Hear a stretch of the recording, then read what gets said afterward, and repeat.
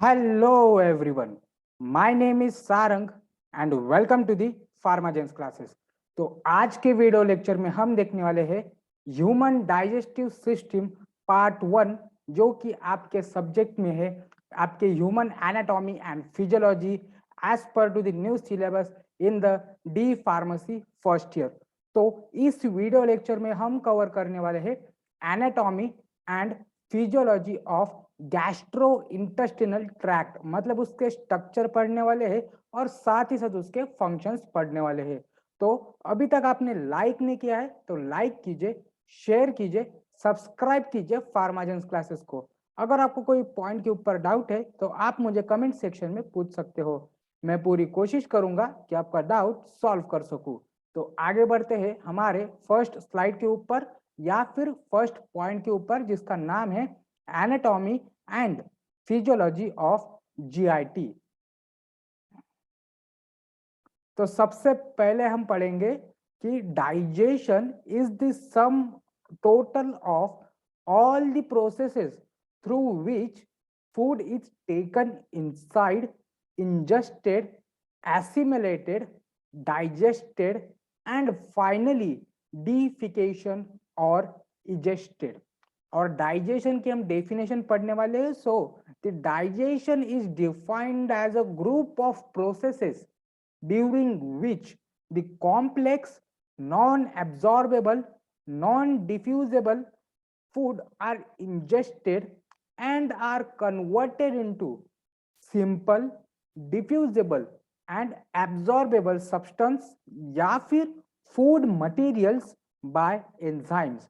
or the human digestive system consists of alimentary canal and accessory glands। तो इस slide में क्या बताया है, तो डाइजेशन एक ऐसे ग्रुप ऑफ प्रोसेस है, मतलब एक ऐसे ग्रुप है प्रोसेस में जिसमें हम खाना खाते हैं, उसके बाद हम जो खाना खाते हैं उसका एब्जॉर्प्शन होता है जिसको हम एसिमिलेशन भी बोलते हैं, जो कि पहले पॉइंट में हमने बताया कि एसिमिलेटेड का मतलब है एब्जॉर्प्शन। उसके बाद जब हम खाना खाने के बाद वो एब्जॉर्ब हुआ फूड है उसको डाइजेस्ट होने में हमारी बॉडी के जो जीआईटी ऑर्गन्स है वो बहुत अहम रोल निभाते हैं। और सबसे लास्ट में खाना डाइजेस्ट होने के बाद जो भी वेस्ट मटेरियल है उसको आपके बॉडी से बाहर फेंकने का काम भी जीआईटी ऑर्गन्स करते हैं। और जो डाइजेशन का जो प्रोसेस है या फिर डेफिनेशन हम देखने वाले, तो ये ग्रुप ऑफ प्रोसेस है जिसमें जो कॉम्प्लेक्स फूड रहता है, मतलब कॉम्प्लेक्स कार्बोहाइड्रेट्स, कॉम्प्लेक्स फैट्स या फिर कॉम्प्लेक्स अमीनो एसिड, ये जो सारे कॉम्प्लेक्स नॉन एब्जॉर्बेबल और नॉन डिफ्यूजेबल जो फूड सब्सटेंसेस है, इनको सिंपल, एब्जॉर्बेबल और डिफ्यूजेबल सब्सटेंस में हम उसको कन्वर्ट करते हैं एक एंजाइम से, एंजाइम की मदद से और साथ ही साथ किसी मैकेनिकल प्रोसेस से भी। और जो जीआईटी ट्रैक्ट है वो या फिर जो हमारा ह्यूमन डाइजेस्टिव सिस्टम है उसके जो मेजर दो कंपोनेंट्स है वो कौन से है, सबसे पहला है आता है हमारा एलिमेंट्री कैनल, और जो सेकेंड कंपोनेंट है या फिर सेकेंड मेजर पार्ट है डाइजेस्टिव सिस्टम में जिसका नाम है एक्सेसरी ग्लैंड। तो एक्सेसरी ग्लैंड्स में आता है pancreas, salivary glands, goblet cells, liver और सबसे लास्ट में जो इंटेस्टिनल ग्लैंड्स रहते हैं या फिर जो जूसेस रहते हैं, इंटेस्टिनल जूसेस, वो बहुत ही अहम रोल निभाता है किसी भी एक कॉम्प्लेक्स फूड को केमिकली ब्रेक डाउन करने में। उसके बाद हम देखने वाले हैं नेक्स्ट स्लाइड। तो ये है एक्चुअली ये एक डायग्राम है ह्यूमन डाइजेस्टिव सिस्टम। तो ह्यूमन डाइजेस्टिव सिस्टम कहाँ से शुरू होता है और कहाँ खत्म होता है, तो इस डायग्राम में वो बहुत ही इजीली एक्सप्लेन किया है। तो जो ये फूड में आपके माउथ से ये शुरू होता है, तो माउथ से शुरू होते या फिर जिसको हम बोलते हैं बक्कल कैविटी या फिर ओरल कैविटी से ये हमारा डाइजेस्टिव सिस्टम शुरू होता है। और सबसे लास्ट में जो एनस है वहां पे डाइजेस्टिव सिस्टम खत्म होता है या फिर एंड होता है। तो उसके बाद हम देखेंगे नेक्स्ट स्लाइड। तो जो नेक्स्ट पॉइंट हम देखेंगे, the elementary canal is long tubular structure of varying diameter starting from mouth and ending at the anus. The associated accessory glands are salivary glands, pancreas and liver. तो उसके बाद हम alimentary canal के बारे में पढ़ेंगे। तो एक स्पेसिफिक एलिमेंट्री कैनल एक एक्चुअली होता क्या है, इसकी एनाटॉमी पढ़ेंगे और साथ ही साथ इसकी फिजियोलॉजी मतलब इसके स्ट्रक्चर एंड फंक्शंस पढ़ने वाले हैं। तो alimentary canal is 8 to 10 meters long and it consists of mouth, buccal cavity, pharynx, esophagus, stomach, small intestine, large intestine and anus. Histologically, its walls shows 4 layers. Inward are serosa, in second layer is muscularis, third layer is सब mucosa and एकदम last या फिर बहुत last वाला जो layer present रहता है जिसका नाम है म्यूकोसा। तो सबसे पहला जो पार्ट है आपके एलिमेंट्री कैनल मतलब जहां से आपका एलिमेंट्री कैनल शुरू होता है जिसका नाम है माउथ, तो उसके बारे में पढ़ने वाले हैं। तो इस पॉइंट को डिस्कस करने से पहले मैं बताना चाहूंगा कि एलिमेंट्री कैनल के एक डिस्क्राइब स्पेसिफिकेशन। तो एलिमेंट्री कैनल की जो लेंथ है वो 8 to 10 मीटर्स है और उसमें कौन से ऑर्गन्स इन्वॉल्व है या फिर उससे कनेक्टेड है। तो सबसे पहला है आता है माउथ, उसके बाद आता है बक्कल कैविटी मतलब जो कैविटी जिसमें हम खाना चबाते हैं, उसके बाद आता है फैरिक्स। दो फैरिक्स के बारे में हमने रेस्पिरेटरी सिस्टम में भी पढ़ा था। उसके बाद आता है ईसोफेगस, फिर आता है stomach, large intestine, small intestine और सबसे लास्ट वाला जो ऑर्गन है एलिमेंट्री कैनल का जिसका नाम है एनस। तो जो एलिमेंट्री कैनल है होल एलिमेंट्री कैनल एक्चुअली चार लेयर से कंपोज्ड है। तो सबसे पहला है सिरोसा, उसके बाद है मस्कुलरिस, उसके बाद है सब म्यूकोसा और उसके बाद है म्यूकोसा। तो सबसे पहला ऑर्गन है जो एलिमेंट्री कैनल का जिसका नाम है माउथ। तो माउथ के बारे में हम पढ़ने वाले हैं। This is the upper most transverse slit like opening of alimentary canal. It is bounded by an upper lip and lower lip. मतलब जो एलिमेंट्री कैनल का जो सबसे स्टार्टिंग या फिर इनिशिएटिव पार्ट है जो वो ऑर्गन है हमारा माउथ, और हमारे माउथ दो लिप्स से बाउंडेड है। मतलब माउथ कहाँ से ओपन होता है, तो जब आपके लिप्स वाइड ओपन होते हैं तो हमारा माउथ ओपन होता है, या फिर जब क्लोज हो जाते हैं तो वो हमारे लिप्स क्लोज होने की वजह से हमारा माउथ बंद हो जाता है। तो उसके बॉर्डर जिसका नाम है, पहला है आपका टंग और सेकंड है सलेवरी ग्लैंड्स। तो टंग के बारे में हम देखने वाले हैं। It is the fleshy organ lies on the floor of buccal cavity. It is roughly triangular in shape. The upper surface of tongue bears number of projection called papillae. These papillae contains sensory receptors called taste buds which are used to dictate the different taste of the food. तो जो आपके जो मुंह का जो gap है या फिर जो कैविटी प्रेजेंट है उसके अंदर टीथ प्रेजेंट है, सलेवरी ग्लैंड प्रेजेंट है और साथ ही साथ टंग्स प्रेजेंट है। तो टंग मतलब आपकी जीभ एक ट्रायंगुलर शेप की है और उसके ऊपर एक प्रोजेक्शन है या फिर एक स्मॉल होल्स दिखाई देते हैं। जब हम उसे बहुत ही गौर से देखते हैं तो वो जो होल्स रहते हैं उसको हम पैपिले बोलते हैं या फिर उसको हम टेस्ट बर्ड्स भी बोल सकते हैं। तो ये टेस्ट बर्ड्स आपको टेस्ट का सेंस दिलाते हैं।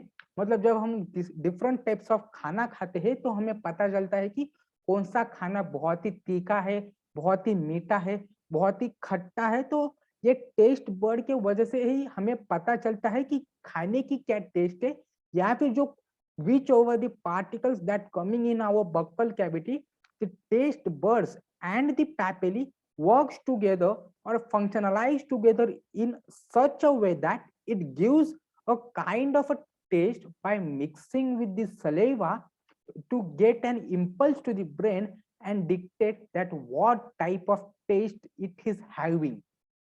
तो उसके बाद हम देखेंगे next slide. The tongue is used to mix the food with saliva and also helps in the speech and swallowing. मतलब टंग का जो टेस्ट करने का सेंस उसके साथ ही साथ खाने को मिक्स करने का भी काम करते हैं। मतलब जब हम खाना खाते हैं तो आपके दांत या फिर हमारे दांत उसको बहुत ही छोटे पार्टिकल्स में कट करते हैं या फिर उसको ट्रांसफॉर्म करते हैं और वही छोटे पार्टिकल्स को आपके सलाइवा के साथ मिक्स करने का काम टंग करता है। और साथ ही साथ ये हमें स्पीच मतलब बात करने में भी मदद करता है और खाना निगलने में भी मदद करता है। खाना निगलने को हम swallowing भी बोलते हैं। उसके बाद हम टीथ के बारे में पढ़ेंगे। There are 32 teeth in buccal cavity of an adult human being. Each tooth is made up of two parts, the root embedded in the jawbone and the crown as a visible part. Crown is covered with the white coating material known as enamel, which is hardest substance in the body. The body of the tooth is made up of dentine, which is bone-like structure. Below the dentine is the central cavity, which contains blood vessels, nerves, and pulp. तो इसमें teeth के बारे में हमने बताया हुआ है कि ह्यूमन बॉडी में जो 32 टीथ है मतलब 32 दांत है, जिसको हम नॉर्मली बोलते हैं कि 32 दांत होने चाहिए या फिर जब भी हम खाना खाते हैं तो उसको 32 बार चबाना चाहिए। तो 32 teeth is equal to 32 times of chewing, मतलब हर एक दांत से खाना चबाना चाहिए ऐसा बोलते हैं पर हम करते नहीं है। तो उसके बाद जो टीथ के पार्ट्स हमने बताए, तो एक्चुअली जो मेजर क्लासिफिकेशन है टीथ का वो दो ही कंपोनेंट में किया हुआ है। तो जो सबसे पहला पार्ट है उसका नाम है रूट। जो जो हमें टीथ दिखाई देता है उसका एक्चुअली या फिर उससे बहुत ज्यादा पार्ट आपके गम के अंदर एम्बेडेड है, जिसके वजह से उसको बहुत ही फर्म या फिर बहुत ही स्ट्रॉन्ग बनाता है। और जो सेकेंड पार्ट है जिसको हम क्राउन बोलते हैं या फिर जो विजिबल पार्ट मतलब जो सफेद पार्ट हमें दिखाई दे रहा है या फिर जो सफेद टीथ हमें दिखाई दे रहा है उसको हम विजिबल पार्ट या फिर क्राउन बोलते हैं। और वही क्राउन एक सबसे hardest material in the body जिसको हम इनामल बोलते हैं उससे कोटेड रहते हैं। मैं फिर से बताना चाहूंगा कि आपके एमसीक्यू पार्ट्स में ये बहुत बार नीट में आ चुका है, सीईटी में भी आ चुका है और बहुत बार आने वाले समय में जीपैट और नाइपर और फार्मासिस्ट के जो गवर्नमेंट के पेपर्स है तो उसमें ये बहुत इजीली क्वेश्चन आता है या फिर बहुत रिपीटेटिव फॉर्म में कि which is the hardest material in the body. तो उसमें उसका आंसर होगा इनेमल। बोन नहीं होगा, आपकी हड्डियां मजबूत नहीं होगी as compare to the enamel. मतलब बहुत ही स्ट्रॉन्गेस्ट मटेरियल इनेमल है जो कि एक कोटिंग फॉर्म करता है अराउंड दी टीथ। उसके बाद जो टीथ या फिर जो टीथ कहाँ से बना हुआ है, दांत कहाँ किस चीज से बने हुए हैं, तो आपके दांत या फिर हमारे दांत डेंटाइन नाम के एक बोन से बनी हुई है। तो एक्चुअली हमारे दांत हड्डियां ही है पर हड्डियों के ऊपर इनामल की कोटिंग है। इसके लिए वो एक डिफरेंट कैरेक्टरिस्टिक है या फिर एक डिफरेंट बना देता है बाकी सारी हड्डियों से। उसके बाद जो एक सेंट्रल कैविटी रहती है टीथ के अंदर जिसके अंदर पल्प रहता है, नर्व्स रहते हैं और ब्लड वेसल्स रहते हैं। उसके बाद नेक्स्ट स्लाइड हम देखेंगे तो ये है एक्चुअली एक टीथ का डायग्राम। ये जो आपको दिखाई दे रहा है इसको हम रूट बोलते हैं जो कि आपके गम के अंदर एम्बेडेड है। और जो विजिबल पार्ट है उसको हम क्राउन बोलते हैं, जो व्हाइट कलर का डायग्राम हमें दिखाई दे रहा है। तो उसके आउटर कवरिंग में इनामल की कोटिंग रहती है, इनामल के नीचे डेंटाइन रहता है, डेंटाइन के नीचे पल्प रहता है, मतलब एक सेंट्रल कैविटी रहती है पल्प जिसके अंदर ब्लड वेसल्स नर्व्स प्रेजेंट रहते हैं। उसके बाद नेक्स्ट देखेंगे हम the study of tooth with respect to their number arrangement development is known as dentition. In human beings there are heterodont type of teeth as there are 4 types of teeth, namely incisor, canines, premolar and molar. और जो उसका dental formula क्या है, तो इंसेसर मतलब जो front के teeth है वो 2/2, जो कैनिस है जिसको हम जो डेंटल कैनल है dental formula 1/1, premolar 2/2 and the molar are 3/3। तो एक सिंपल फॉर्मूला है डेंटल फॉर्मूला आपकी जो, या फिर हमारे टीथ 4 टाइप के टीथ है, तो उसके according to the shape they are classified into 4 types. तो फर्स्ट है incisor, the second one is canines, third one is premolar and fourth is molar. और उसके डेंटल फॉर्मूला कैसा रहेगा, incisors 2/2, canines 1/1, premolar 2/2 and molar 3/3. The total number of teeth in the upper jaw is 16 and lower jaw is 16. The human shows 2 sets of teeth in life known as diaphoidont. The teeth masticate the food in small particles and help them to mix with saliva. उसके बाद हम देखेंगे next slide. उसके बाद हम study करेंगे फैरिक्स के बारे में। तो फैरिक्स ये नया ऑर्गन है, ये इसके बारे में हमने पहले ही डिटेल्स में पढ़ा हुआ है रेस्पिरेटरी सिस्टम में। तो अभी तक आपने वो रेस्पिरेटरी सिस्टम देखा नहीं होगा, तो मैं आपसे रिक्वेस्ट करना चाहूंगा कि आप रेस्पिरेटरी सिस्टम जो कि हमने इसी चैनल के ऊपर अपलोड किया है, आप जाके उसे पहले देखें। The buccal cavity leads to the pharynx, which is the meeting point of digestive system and respiratory system. The opening of respiratory system is known as glottis, which is guarded by the cartilaginous flap known as epiglottis, which prevents the entry of food in respiratory tract. It encloses during swallowing action. Pharynx passes the food towards the esophagus. तो फैरिक्स एक meeting point है respiratory system का और digestive system का। और फैरिक्स के 2 major part है। तो सबसे पहला आता है ग्लॉटिस। ग्लॉटिस मतलब एक ट्यूब रहता है, एक स्मॉल ट्यूब रहता है, और उसको कवर करने के लिए एक डिफरेंट ऑर्गन है जिसका नाम है एपिग्लॉटिस। जब हम खाना खाते हैं तो एपिग्लॉटिस रेस्पिरेटरी सिस्टम के जो ट्रैक्ट है उसको कवर करता है ताकि कोई फूड पार्टिकल रेस्पिरेटरी ट्रैक्ट में गलती से ना जा सके।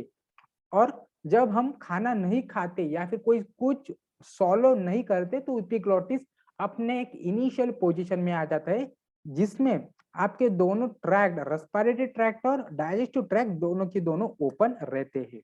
उसके बाद हम पढ़ेंगे oesophagus.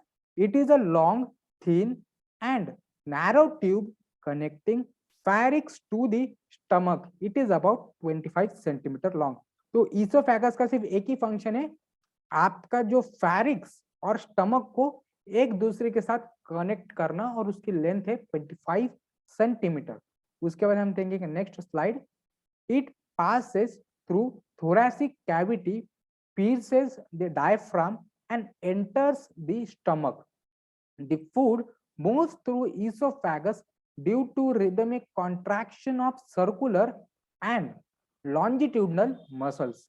This wave of contraction and relaxation is known as peristalsis. Mucus secreted by inner lining helps in the smooth passage of food through thoracic cavity. Stomach. It is a sac-like J-shaped 25 to 30 centimeter long. It can be divided into 3 parts, namely. उसके बाद हम देखेंगे next slide. तो parts of stomach. तो oesophagus का सिर्फ एक ही function है, आपको जो फैरिक्स और स्टमक को कनेक्ट करने का काम। उसके बाद हम देखेंगे स्टमक के बारे में। तो स्टमक एक एक्चुअली ऐसे देखा जाए तो उसका स्ट्रक्चर रफली जे अल्फाबेट है उससे बहुत ही सिमिलर है। और पार्ट्स ऑफ स्टमक हम देखेंगे तो एक्चुअली स्टमक के 3 पार्ट है। तो सबसे पहला या फिर जो पार्ट जो कि फैरिक्स या फिर ईसोफेगस के बहुत ही नजदीक है जिसका नाम है कार्डियक। जो मिडल पार्ट है जिसका नाम है फंडस।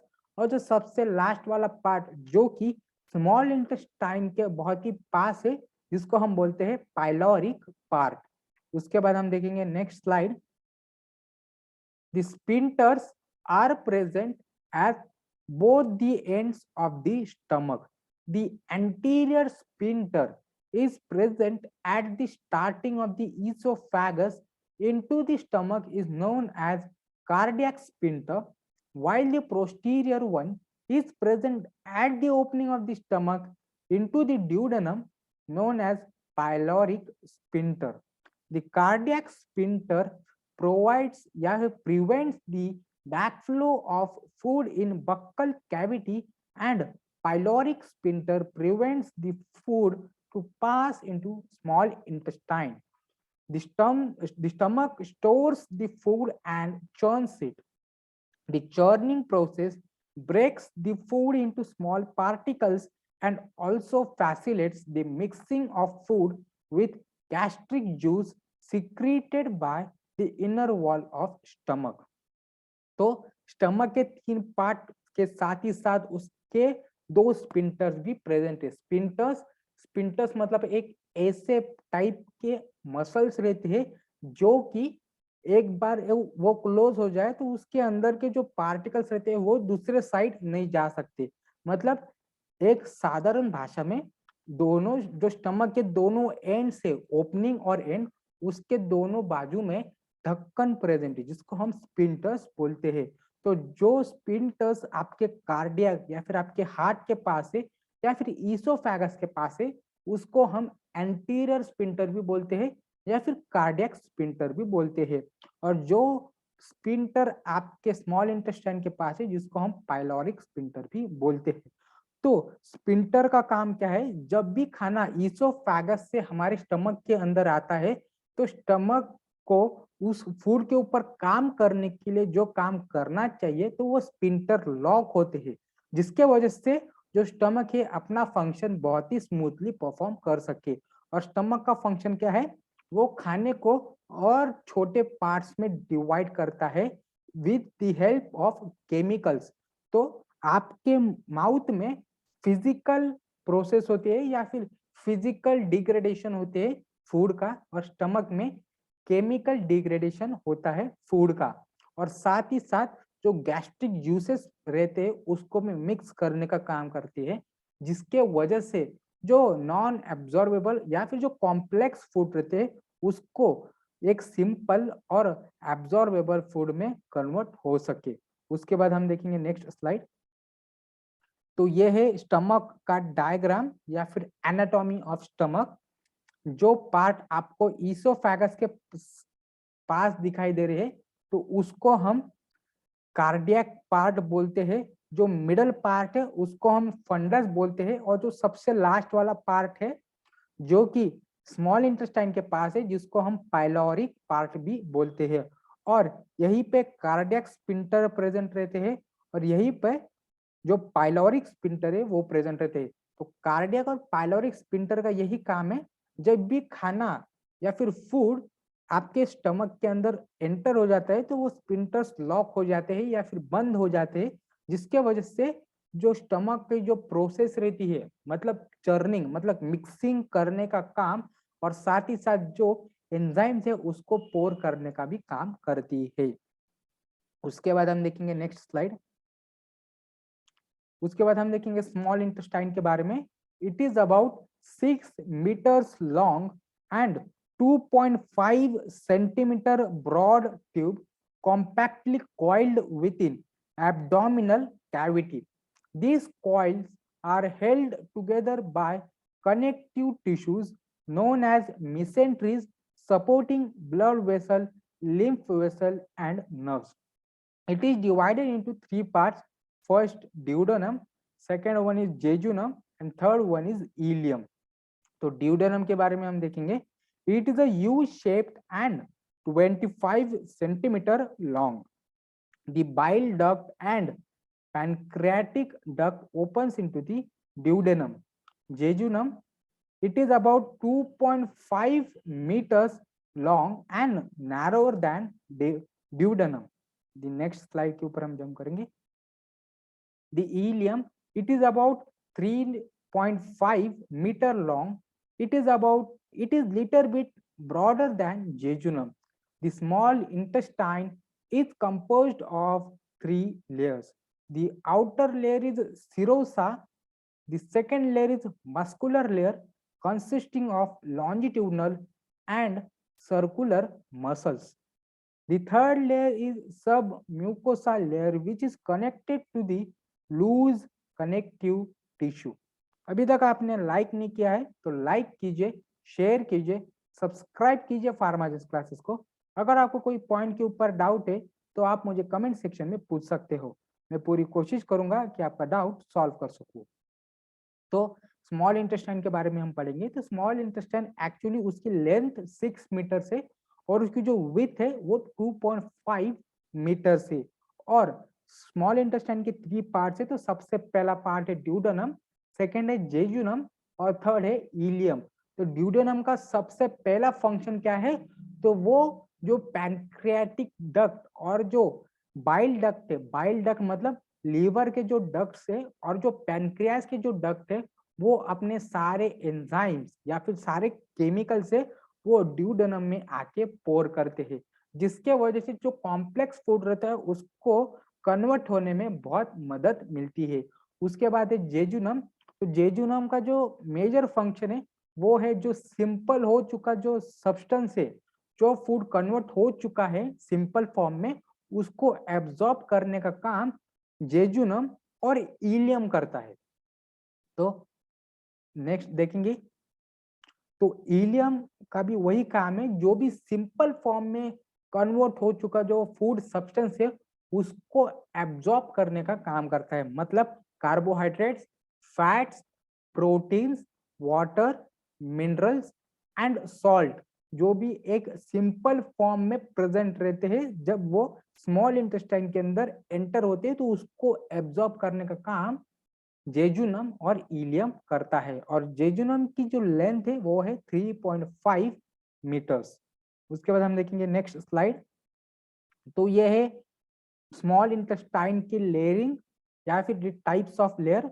तो सबसे पहला आता है म्यूकोसा लेयर, उसके बाद आता है सब म्यूकोसल लेयर जो मिडल लेयर रहती है, और उसके बाद आता है सबसे लास्ट में जिसका नाम है मस्कुलरिस लेयर। तो इसी म्यूकोसल लेयर के ऊपर एक स्मॉल फिंगर लाइक प्रोजेक्शन रहती है, मतलब हाथों की उंगलियां जैसे पार्ट्स रहते हैं जिसको हम विलाय बोलते हैं। तो विलाय का काम यही रहता है। तो विलाय के अंदर ब्लड वेसल्स प्रेजेंट रहते हैं जो कि एब्जॉर्ब करते हैं जो भी सिंपल कन्वर्टेड फूड रहता है या फिर फूड सब्सटेंस रहता है, उसको एब्जॉर्ब करने का काम आपके विलाय करता है। उसके बाद हम देखेंगे नेक्स्ट स्लाइड। उसके बाद हम देखेंगे लार्ज इंटेस्टाइन के बारे में। The large intestine has 4 quotes. The serosa is missing in the anal canal. This is followed by muscular coat. There are longitudinal and circular muscles. The longitudinal muscles of muscular coat do not form a continuous coat over a whole gut but arranged in the 3 longitudinal bands known as tinea coli. In rectum, the longitudinal coat spreads over a layer, forming a longitudinal layer. The internal anal sphincter is formed by circular smooth muscles fiber. Next देखेंगे हम। While the external anal sphincter is made up of stratified muscle fiber. The third layer is submucosal layer, and is the innermost layer is the mucous membrane. The mucosa of large intestine contain mucus gland. Mucus gland को हम goblet cells भी बोलते हैं, which secretes large amount या फिर large quantity of mucus. तो small intestine और large intestine के फंक्शंस दोनों सेम ही है। तो उसके फंक्शन सेम होने के साथ ही साथ उसके स्ट्रक्चर मतलब उसका एनाटॉमी भी बहुत हद तक सेम है। बट सिर्फ फर्क इतना है कि जो स्मॉल इंटेस्टाइन है उसका जो डायामीटर है वो कम है, as compare to the large intestine, और उसकी लेंथ में भी बहुत ग्रेडियल डिफरेंस हमें दिखाई देता है। तो स्मूथ मसल्स बहुत जो मेजर बायोमोलिक्यूल्स रहते हैं, मतलब carbohydrates, amino acid, minerals, fats, जो ऑयल्स रहते हैं, बहुत सारे विटामिन रहते हैं, बहुत सारे सॉल्ट्स रहते हैं, उनको एब्जॉर्ब करते हैं। और लार्ज इंटेस्टाइन मेनली जो सोडियम और पोटेशियम सॉल्ट्स रहते हैं और वाटर, इन तीन सब्सटेंस को ही एब्जॉर्ब करता है। जो कि मतलब जो जो हमारा फूड जो कन्वर्टेड फूड है वो एक्चुअली डबल एब्जॉर्प्शन प्रोसेस के अंदर से होकर गुजरता है। उसके बाद हम देखेंगे नेक्स्ट स्लाइड। उसके बाद जो सेकेंड पॉइंट है, major point, physiology of gastrointestinal tract, जिसको हम फंक्शन ऑफ जेआईटी भी बोलते हैं, उसके बारे में हम देखेंगे। तो सबसे पहला है आता है functions of mouth. The main process of mouth cavity is the process of mastication. तो mastication मतलब क्या, इसके बारे में मैंने भी एक डेफिनेशन उसका मैंने नीचे लिखा हुआ है। It is a process by which food is chewed and mixed with saliva to form a soft mass or bolus which is swallowed. तो इसमें फंक्शंस ऑफ माउथ बताया हुआ है। तो माउथ कैविटी का एक ही फंक्शन है, जो भी फूड हम खाते हैं उसको चबाने का काम करता है वाया टीथ, मतलब आपके दांत उसको चबाते हैं। और साथ ही साथ जो सलाइवा प्रोड्यूस होता है हमारे माउथ के अंदर, उसको मिक्स करने का काम भी माउथ करता है। मतलब वो एक स्पेस या फिर वो कैविटी प्रोवाइड करती है जिससे एक मिक्सिंग प्रोसेस बहुत ही इफिशिएंटली और बहुत ही स्मूथली परफॉर्म हो सके। उसके बाद जो सेकंड ऑर्गन है उसका फंक्शन देखने वाले हैं, जिसका नाम है टंग। तो tongue is essential for mastication, swallowing, speech and taste. तो टंग का सबसे पहला स्वाद चखना भी है, उसके साथ ही साथ सॉलोइंग मतलब खाना निगलने में भी मदद करता है, बात करने में भी मदद करता है, और जो भी चबाया हुआ खाना है उसको सलाइवा के साथ मिक्स करने का काम भी करता है। तो मैस्टिकेशन एक ऐसा प्रोसेस है जिसमें जो बड़े फूड पार्टिकल से या फिर जो भी खाना हम खाते हैं उसको बहुत ही छोटे पार्टिकल्स में कन्वर्ट करता है या फिर चबाता है वाया टीथ, और एक सॉफ्ट मास या फिर उसको बोलस में कन्वर्ट करते हैं। मतलब जब भी हम खाना चबाते हैं तो वो जो पार्ट बनता है जो चबाने के बाद, उसको हम बोलस बोलते हैं। उसके बाद नेक्स्ट स्लाइड हम देखेंगे function of oesophagus. The main function of oesophagus is to connect the pharynx to the stomach, which helps in swallowing of the food to the stomach by peristalsis. तो जिनको peristalsis पता नहीं या फिर एक जो प्रोसेस पता नहीं पेरिस्टालसिस एक्चुअली होता क्या है, उसकी डेफिनेशन मैंने नीचे दिया हुआ है। The peristalsis is the wave of dilation due to contraction of longitudinal muscles followed by wave of relaxation due to circular muscles. This result in wavy movement. The purpose of peristalsis is to push food slowly from alimentary canal to the stomach. The another function of esophagus is to prevent backflow of food from stomach. तो सबसे पहला function मैं बताना चाहूंगा कि connect करने का काम करता है फैरिक्स से स्टमक के साथ, और सेकेंड है पेरिस्टालसिस परफॉर्म करते हैं। तो ये बहुत ही कॉम्प्लेक्स डेफिनेशन है, तो इसको मैं सिंपल भाषा में बताना चाहूंगा। एक रिदमिक कॉन्ट्रैक्शन और relaxation due to longitudinal and circular muscle. मतलब लॉन्जिट्यूडनल मसल से कॉन्ट्रैक्शन होता है ईसोफेगस का, और सर्कुलर मसल से उसका रिलैक्सेशन होता है ईसोफेगस का, जिसका वजह से जो भी फूड रहता है या फिर जो बोलस बन चुका है हमारे एलिमेंट्री कैनल के अंदर, वो आगे सरक सके या फिर आगे पुश हो सके। तो यही इसकी पेरिस्टालसिस है, मतलब एक कॉन्ट्रैक्शन और रिलैक्सेशन, जिसके वजह से जो खाना या फिर जो बोलस रहता है वो आगे सरक सके हर एक कॉन्ट्रैक्शन के साथ, और साथ ही साथ वो बैकफ्लो मतलब उल्टी होने से भी बचाता है। इसोफेगस। उसके बाद हम देखेंगे function of stomach. Stomach act as a temporary reservoir of the food which allows digestive enzymes to act. Gastric juice from stomach brings about chemical digestion of the food.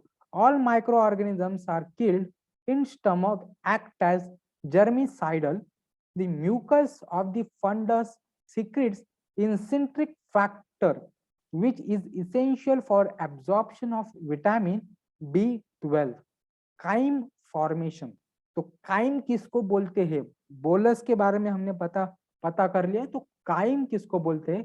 A liquid mass formed by mixing of gastric juice with food takes place in the stomach. At interval, pyloric sphincter relaxes and forces some chyme into duodenum. तो stomach के function के बारे में बताना चाहूंगा कि stomach food को एक रिजर्वायर, टेम्पररी रिजर्वायर करने के साथ ही साथ जो डाइजेस्टिव जूसेस जो प्रोड्यूस हो चुके हैं उसको पोर करने का काम करता है। यही डाइजेस्टिव सिस्टम केमिकल डाइजेशन में मदद करता है। फिजिकल डाइजेशन आपके बक्कल कैविटी में हो जाती है, तो केमिकल डाइजेशन स्टमक में हो जाती है, जिसके वजह से जो कॉम्प्लेक्स फूड रहता है उसको सिंपल फॉर्म में कन्वर्ट होता है। और साथ ही साथ जो फंडस रहता है, जो मिडल पार्ट रहता है स्टमक का, उसके अंदर एक इंसेंट्रिक फैक्टर नाम का जो केमिकल रहता है वो प्रोड्यूस होता है, जिसके वजह से जो विटामिन B12 है वो एब्जॉर्ब होने में मदद होता है। और साथ ही साथ काइम फॉर्मेशन, तो काइम मतलब क्या? जो भी बोलस आपके बक्कल कैविटी से स्टमक में एंटर हो चुका है, तो जब वो बोलस के साथ गैस्ट्रिक जूस मिक्स हो जाते हैं और वो जो एक मिक्सचर फॉर्मेशन रहता है आपके सलाइवा, फूड पार्टिकल, म्यूकस और डाइजेस्टिव जूसेस का, इन चारों का कॉम्बिनेशन बनके जो एक मिक्सचर फॉर्म रहता है उसको हम काइम फॉर्मेशन भी बोलते हैं। उसके बाद हम देखेंगे next slide. Absorption of some substance like water, glucose, certain drugs and alcohol takes place through stomach. उसके बाद हम देखेंगे स्मॉल इंटेस्टाइन के बारे में। The onward movement of content of small intestine by peristaltic, segmental and pendicular movements.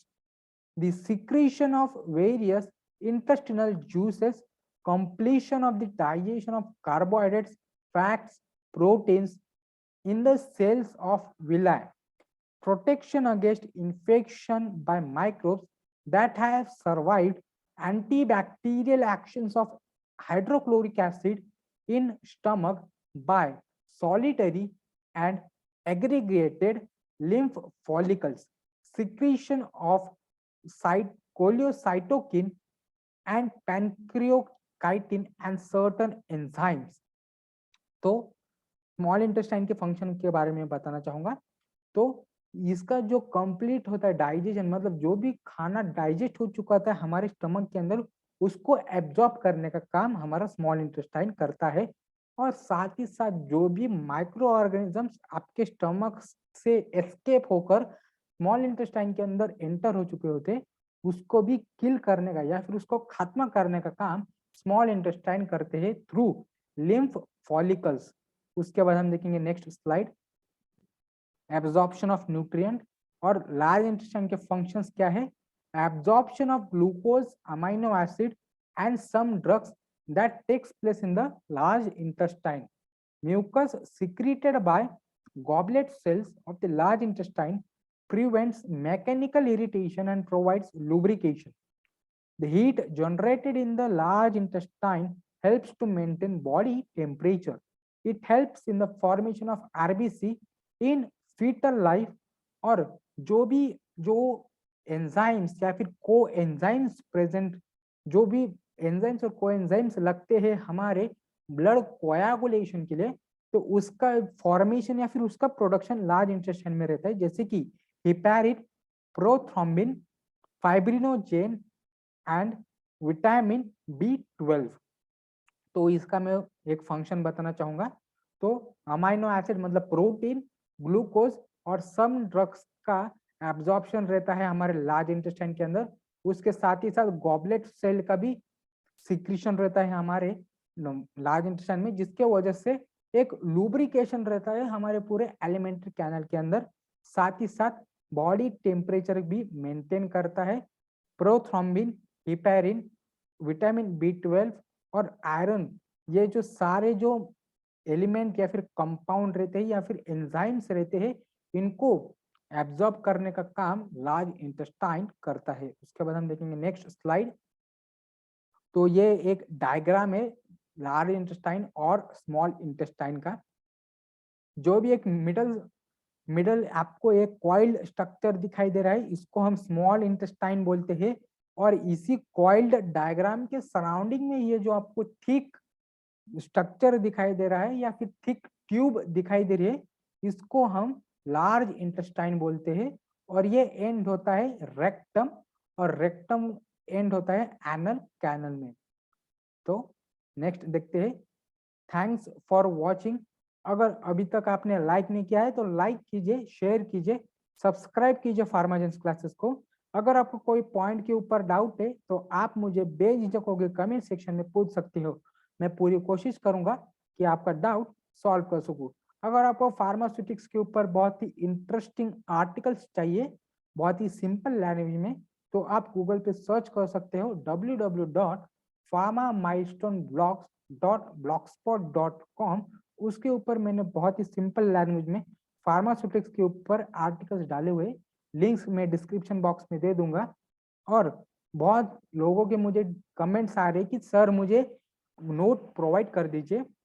तो मैं आपकी दशा जानता हूँ या फिर मेंटेलिटी जानता हूँ, मुझे थोड़ा वक्त दे दीजिए। मैं पूरी कोशिश करूंगा कि आपको बेहतरीन और टॉप नॉच नोट्स प्रोवाइड कर सकूं, जिससे आप आपके बोर्ड के एग्जाम, डी फार्मेसी एग्जाम और साथ ही साथ आपके एग्जिट एग्जाम भी बहुत ही इजीली क्लियर कर सके। Thanks for watching.